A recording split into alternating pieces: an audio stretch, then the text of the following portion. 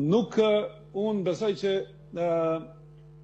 po ju japi një rrëfim të vogël të rëndësisë së veçantë për Kadri Veselin.